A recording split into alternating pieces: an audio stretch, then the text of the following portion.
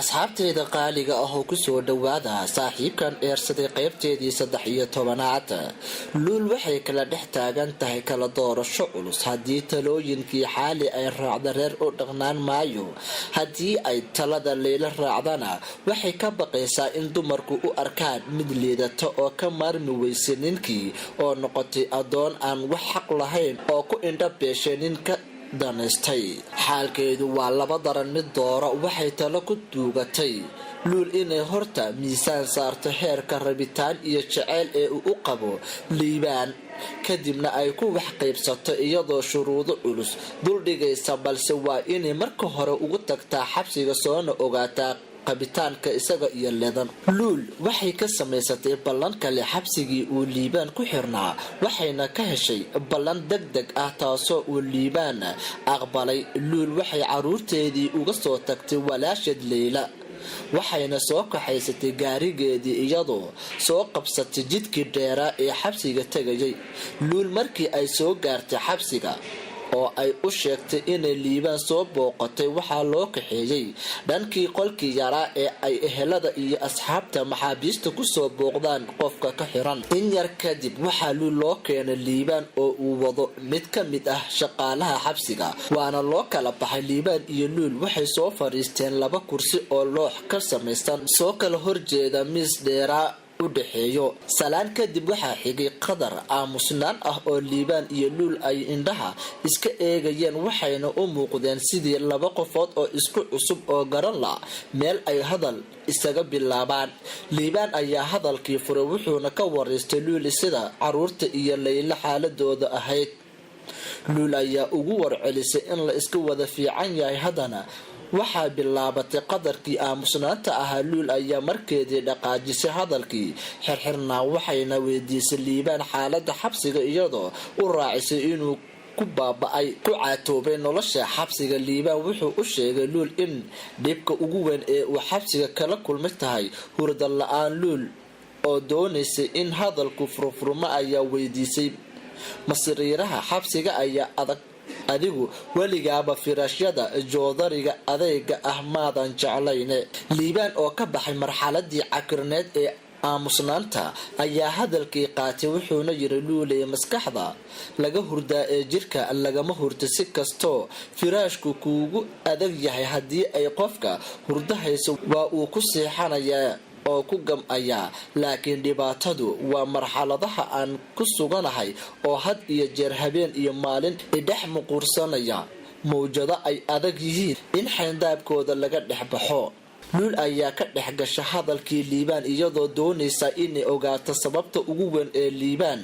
hurdada u diiday waxayna weydiisay su-aal toos ah iyadoo ku tiri liibaan maxaa hurdada kuu diiday waase maxay mawjadaha iyo marxaladaha adag ee aad dhex muquuraysid liibaan oo su-aasha luul ka bixiyay jawaab kooban ayaa ugu warceliyay luuley halka aan joogo iyo sababtaan u joogo markii dib loo raaco waxaan filayaa inay jawaab waafi ah ka bixinayaan su-aashaada luul oo iska moosaysa wax lug ah inay ku leedahay sababta halka uu u jooga islamarkaasna doonaysa inay kala gar qaataan iyada iyo liibaan ayaa tiri liibaan oo yaa taas eedeeda leh sow adigu iskumaadan keenin waxaasoo dhan waxaa keenay oo asal u ahaa qiyaamadii aad iqiyaantay iyo ballamihii aanu lahayn ee aas-aaska u ahaa heshiiskii guurkeena oo aad iiga wada baxday waad ila guursatay imana aadan sheegin furin baan ku weydiistay imaadan furin haddaba ogow labada arrimoodba waxay tiir u ahaayeen aqbalaadii guurkii aanu ku heshiinay marka halka aad maanta joogtid iyo sababaha aad u joogtid ma adigaa isu keenay mise cid kale kuu keentay yaad eeda iska leh oo aasaaraysa liibaan oo difaac degdeg ah gale si uu isaga duwo erayada eedeymaha kulkulal ee kaga imaanayay dhanka xaaskiisa luul ayaa ku warceliyay luul waxaan aaminsanahay inaan qalad kaa galay kuguna gafay anigu weligay kuma qiyaamin inaan guursaday oo aan kaa qariyay ilaa aad adigu ogaatid waa qalad aan kaa galay waana qirsanahay waana godobta ugu weyn ee aan kaa galay iyo sababta hurdada ii diiday weligay gacan kuuma qaadin maalintaas ka hor inaan gacan kuu qaadayna waan ka shalaayay inkastoo aanan garanaynin sidii aan noqday maskax ahaan waxaa laga yaabaa inaan isku dhex yaacay oo aan marxalad waali ku meel gaar ah aan galay luuley adiguna igama aadan roonaanin waayo waxaa kuu furnayd inaad isaamaxdid waxaa kuu furnayd inaad cudurdaartid waan kaa ogolaaday inaan qaladkaygii saxo waxaad igu amartay inaan xaaskii aan kula guursada aan furay jacayl aan kuu qaba dartiis waan u hoggaansaday amarkaada waan furay xaaskii maadaama aad ballantii noo taali kaaga baxay wax kasta oo kale ee aad igu xukuntid dhibkay doonaan ha lahaadeena diyaar baan u ahaa laakiin nasiib darro sidaan kuu qiyaamay si la-eg ayaad ii qiyaantay intaad naagtaydii iga furtay ayaad bannaanka ii soo saartay dharbaaxo qaldanayd oo si ay ku dhacday aanan garanaynin malaha waan waashaye iguma aadan dulqaadane askar baad iigu wacday waxaa sabab u noqotay xabsigii ugu horreeya ee aan noloshayda galo hal maalin oo aanan carruurtayda iyo adigu idin arkin baa iga weyneed nafta oo la iga qaado xitaa aniga oo xaas kala guursaday habeen kaama soo dhixin sidaas oo ay tahay weli kuma furin kaamana quusan waxa igu furmay buuq xagga maskaxda ah waxaan geystay dhib inkasta oo uu yahay dhib aanan marnaba ka shalaynaynin oo ninka aan saaxiibkay moodi jiray ee aan eersaday dhibahan isoo gaaray sababta u ahaa aan u geystay maalin keliya xabsiga iguma aadan soo booqan xukunka ka hor waxaad meel kasta iga dhigtay dacwo waxaa layga mamnuucay inaan gurigayga aan imaan karo carruurtaydana aan soo booqan karo maalintii maxkamadda la isaarayay marnaba isma lahayn way baaqan doontaa luul wayse dhacday luul inta uu liibaan hadalka wada hoos bay eegaysay iyadoo si habsimi ah u dhegaysanaysay kelmad